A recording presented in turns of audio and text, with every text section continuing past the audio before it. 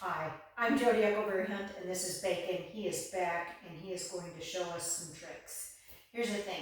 Bacon is about 7. He's an incredibly smart dog, and sadly, he's learned more and more about how to manage me than probably I've learned about managing him. So Bacon has a very sensitive GI system, so he can only eat certain things, and we don't feed him table scraps or anything like that. Because we never really wanted him to beg at the table anyway. But here's the thing, Bacon doesn't always love his food. So I decided that he would get a reward, and watch him when I say certain things. When I would say treat, he gets a treat. You see, he jumps up whenever he eats his food, right? So here's his food, and he knows when he eats it, he's gonna get a treat. You have to eat your food. Okay, notice he does that, and he's gonna look up at me. Over time, what Bacon has done is when he'll look at me and I know he wants a treat, I'll say to him, you have to eat your food.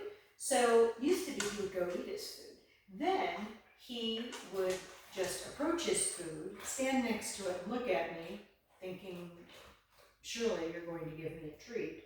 Or he would drink his water, try to fool me, and no, we didn't give him a treat. But so he's been so smart about managing me that one of the things that he now does is he will go get his food.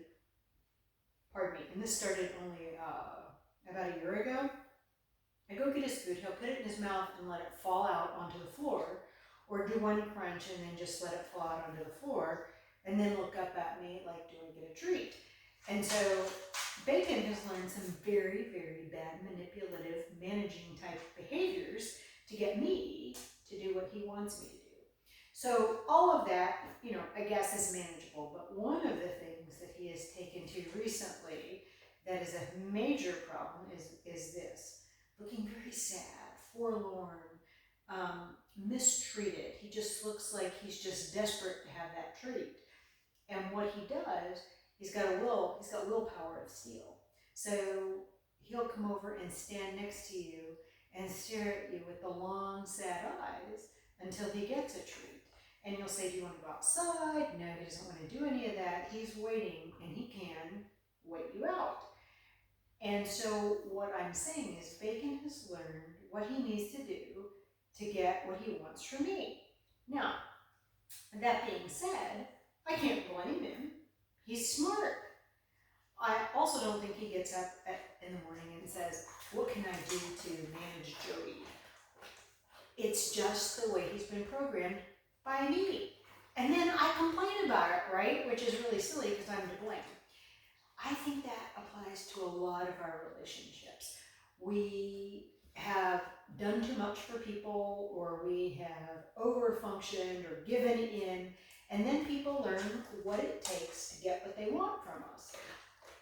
I think that all can be changed with just simply understanding. We don't have to be resentful, we don't have to be angry, but just recognizing the dysfunctional patterns in our lives.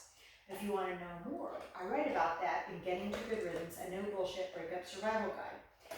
This book is, yes, about breakups, but it's more than that. It's understanding the patterns that we all have, the triggers, the hot button issues that we all have, and learning to manage those patterns and sidestep the emotional quicksand or the potholes, the holes in our sidewalk, so that we don't keep repeating those behaviors and attracting the same sorts of dysfunctional interactions.